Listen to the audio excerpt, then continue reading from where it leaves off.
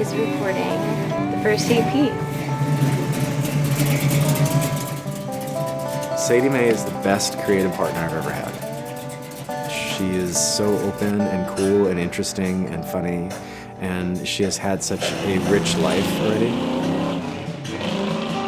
I'm so damn independent, and I always thought that was a strength of mine. You need people, and it's okay to need people, but you cannot live your life independently. What Coby did best for me and Sadie is he gave us a direction that we never would have been able to take. We wouldn't be in the studio if Coby hadn't come along. This isn't work, that's why they call this playing music. We're in there fucking playing. This is an amazing little playground. And we're just in our own little bubble, in our own little world, creating this amazing, amazing thing that started from nothing. I'm not really nervous, I don't think. I'm just excited. This studio feels like the kind of place that you want to make really kick-ass, good old-fashioned music with people who play instruments and who sing and who harmonize. This room's very conducive for just being super creative and taking risks and being vulnerable. I think everybody let their guard down as soon as they saw this place.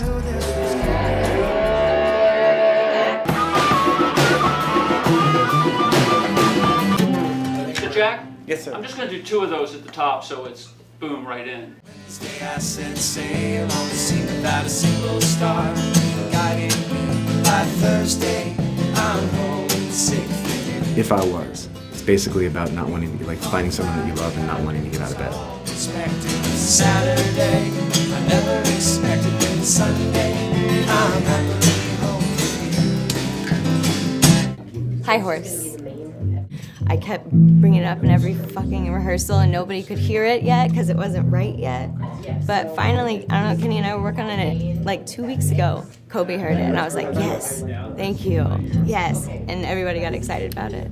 Well, I got a dirty past. She had come into the group with High Horse. Every time we sing the song, it's all I think about. My older brother, Brooke, yeah, in high school we started like using together. He OD'd his senior year. A couple years went by and he came back and was like, I want to get better, but he'd never go to rehab. The last thing I said to him was it would be so much easier if you were just dead already. High Horse. I don't know, it's kind of coming from his point of view. I just wanted something to get past the surface with him. And he's sober now.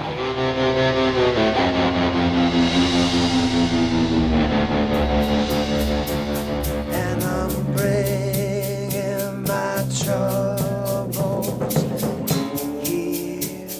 And then I'll go off 2, 3, big